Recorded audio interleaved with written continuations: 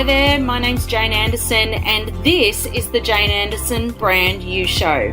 It's the podcast for experts who want to have greater impact, influence, and income for their businesses and careers.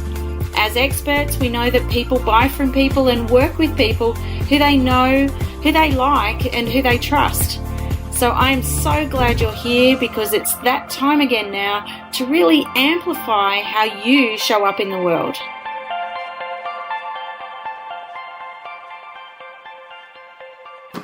Hi there, welcome to the Brand You Show. My name's Jane Anderson and we talk everything brand new, particularly if you have a business that is yourname.com.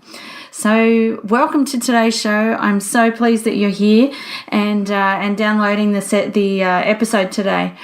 Today what I wanted to talk about was LinkedIn groups and how they can build your personal brand. But also, are they really worth the time, energy, and effort? So they can take a bit of work. Well, I guess when you look at LinkedIn overall, assuming that you have an account, if you don't, then it might be something that you'd like to think about as part of your brand. But as part of yourname.com, one of the ways that you can really build your positioning and your profile is being able to show that you're the expert at something and that you know how to do stuff and you can answer people's questions, or if not, even share content and those types of things. LinkedIn provides this opportunity to have a group, and when you've got, I think LinkedIn's up to nearly around 400 million people at the moment, and you've got 5 profiles opened created every second. It's just extraordinary. So you've got the ability to connect and invite people to a group if you're building it. You might already be a member of a group. I know I am. I'm a member of a number of groups, and you might notice that there are other people in those groups who are similar to you. And there are some benefits, but I think it's important to think about how much time you've got. They can be a little bit time consuming, but I guess some of the benefits are that you can really look at, on LinkedIn, you can identify where your customers are hanging out. On your profile, you can have up to 50 groups on your profile, and if you have a look, there are just thousands of groups. And some are open groups, so some that you can join without having a certain qualification or something, and some you have to be in that certain industry. So, for example, at one point I was doing a lot of work with women who work in superannuation funds, and there was a particular group on that. So I applied to be part of the group, and they rejected me because I don't work in superannuation, and that's fair enough, because that's what the rules that they're trying to keep around that group.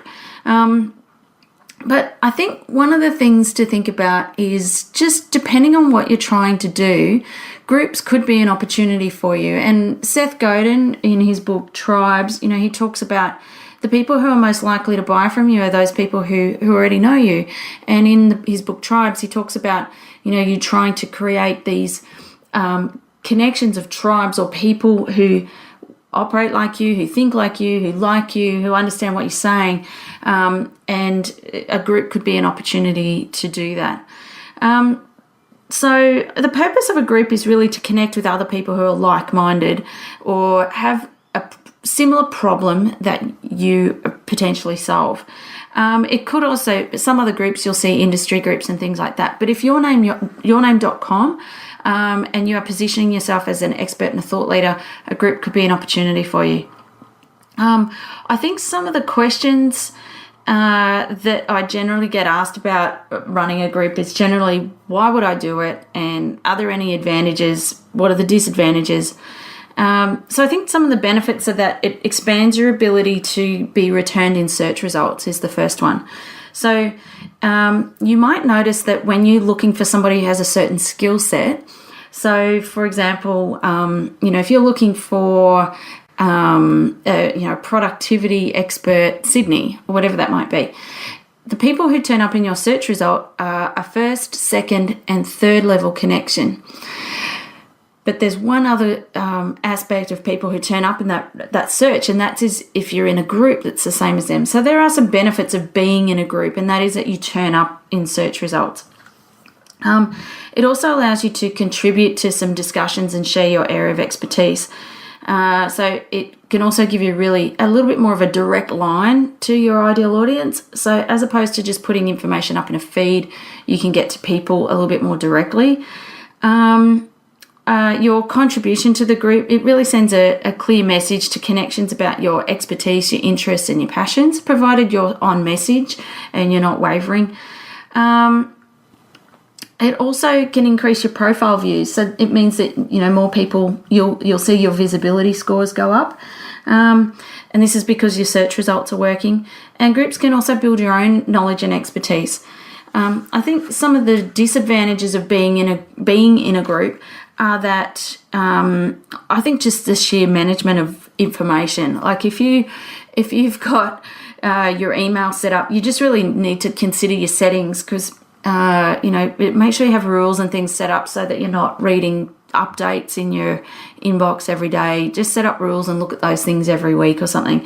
But if you're a member of 50 groups, that's a lot of excessive email that's going to come through. So just make sure if you're in a group, have a look in the settings area and just make sure that you change your updates, because unless you're managing the group, I don't think there's any need to get anything daily. I think one of the other disadvantages sometimes being in a group is it can feel a little bit closed. So if you feel like you might be a bit concerned that you're closing yourself off to other opportunities if you're focusing too heavily on it.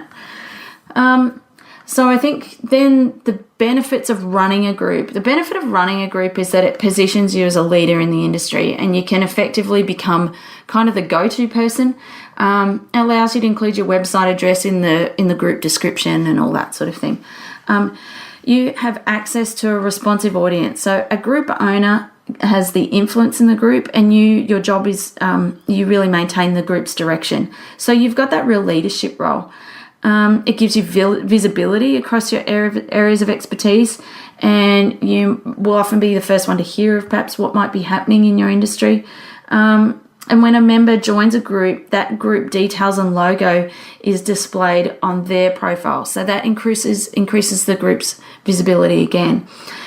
I think there are a couple of disadvantages that come with running a group, and that is just it can be really time consuming. There are some features that can help you manage that, and there's like automated welcome messages and things like that. The other thing too is once you start a group, then you can't close it. So you need to think about your level of commitment and how much time you're prepared to devote to it. There is also in terms of what LinkedIn provides you, they don't provide you very good analytics. So it's hard for you to get data and information on your return on investment. And so that can be a bit of a concern if particularly if you're in a marketing, if you're looking at your own marketing and your return on investment of your time. I think the main thing to remember is it is about visibility and credibility, and just really thinking about what are the other activities that you have happening at the moment as part of yourname.com and your positioning as an expert. If you're doing a lot of speaking, or you're doing, maybe that's working better for you, or, it's got to link to the purpose of the rest of your activity and where does it fit in, because there could be other activities that are much better return of investment of your time. The disadvantages of running a group as well is that you also your job is to run it. You have to manage conflict in the group. You have to manage people being spammy and things like that. So it's not really, it's not helpful if the group has a really high potential for conflict. And I think you just got to think about what's your message in there, and are you strong enough to manage it? And you have to be really, really clear on your expectations and what the other ground rules for that group. So I think if you're considering starting a group, first of all, what I would do is just really consider what's the purpose of the group. So is it to position you? Is it to keep visible? Is it to turn up in search results? Is it all of the above? Is it making sure that you can use it as a tool to build your sales funnel or whatever it might be. So just really get clear about the purpose of your group. If you, for example, if you had something like, let's say you're a leadership expert and you specialize in feedback or something like that, or high performing teams, and your group probably is then more designed for HR managers or leaders or CEOs and those types of things, then just make it clear that that's who the group is for, and then you can decide what you're doing with your lead generation from there. So you might be calling people, dropping them a line, keeping in touch more personally, whatever that might be. But just starting a group for a group's sake, because everybody else is doing it, or it looks like the cool thing to do, what's going to happen is that you're going to lose your momentum. You're going to lose your focus on it, and it means that it's just going to dribble away, and it just doesn't really seem like it's really got a lot of value for you. And then people won't feel like they're getting value. The other thing too, I would say, if you are setting up a group, is just make sure you complete all the fields and make sure the members know all the guidelines and expectations. So if you can set really clear expectations, it'll just help you manage it more efficiently and more effectively, particularly if you end up with a group member who's not complying and you have to deal with them. So don't expect that people behave. You have to manage it. I think the other thing too is make sure that the members who are joining your group, just make sure they're really clear about what they can expect from you. So will you be checking it daily, or are you going to check it weekly, or are you going to post something weekly, or maybe you're going to co-manage it with somebody. So just be clear about what they can expect from you, and that will just help probably ease some of the pressure as well. I think you might also like to think about some of the automation features, which is like the autoresponders and things like that when people join, and it will just help reduce your workload a little bit. You've just got to be mindful that this doesn't create too much of extra workload. You want to make it more a leveraging tool than here's another thing that has to be done. And I think the other thing too is you want to really maintain engagement, and by contributing topics. So make sure you're putting topics in. Don't expect people just to set up a group and it's going to self-manage and everybody's going to look after it. That just does not happen. I was in a group once which was in a particular career group, and the person managing it, it was like they were managing it like full time. I don't know what type of I know what type of job they had, but it was starting to become reasonably clear that this person probably didn't have a lot of work to do in their job, and this was they were getting frustrated because people weren't contributing as much as them and all that sort of thing. And I ended up getting out of the group because it was just an absolute bombardment of, we want this from you, we want that from you, can you put this article up, can you write this, can you, it was just ridiculous.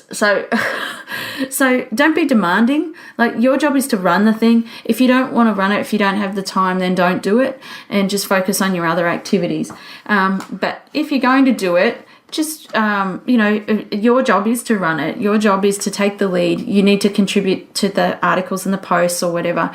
And the other thing I would say is make sure you give encouragement and feedback. So this isn't just a one-way stream of you just pushing out information. When people comment or contribute or whatever, validate them. Make sure you thank them. Make sure you read what they've said, perhaps highlight some particular things you found interesting. And that way you're going to make it really safe for people. When I'm out working with LinkedIn with clients, people are so scared to put content up. I literally have to teach people how to like something, and you'd be surprised how many times I have to do that. I was surprised. I thought that people would feel quite comfortable doing that. But unfortunately, we have this thing, particularly in Australia, this culture of tall poppy. People are very scared to put something out there, and to put something out there that they are scared to look stupid. So my suggestion is you want to create a really safe environment in your group to encourage people to share their thoughts, ideas, and my suggestion, as even a tip for you, is you might even put in your welcome email that you often find sometimes people are a little bit scared to put something up. If they would like to contact you before putting something up, and get your feedback or something like that, just be kind, be compassionate, be understanding, and don't be frustrated and resentful that people aren't contributing. So I hope that helps you if you're thinking about setting up your group. I'd love to hear how you go with it, and perhaps look at ways that you can leverage your personal brand and your message and create that real group or a tribe of people who love what you do, because they're more likely to be advocates for you. Even if they don't buy from you, they're often going to refer you. So I look forward to seeing you on the next podcast. Oh, in the meantime, make sure you have a look at the on the jane.anderson.com website. You'll see copies of Connect. You can purchase Connect, the LinkedIn book, which is Leverage Your LinkedIn Profile for Business Growth and Lead Generation in Less Than 7 minutes a day. There's also the Impact book, which is around building your personal brand, and that's in the books area as well. If you don't want to purchase that, that's cool. You're very welcome to jump onto Amazon.com or Book Depository, whatever works for you. They're available in all bookstores and also available on Kindle.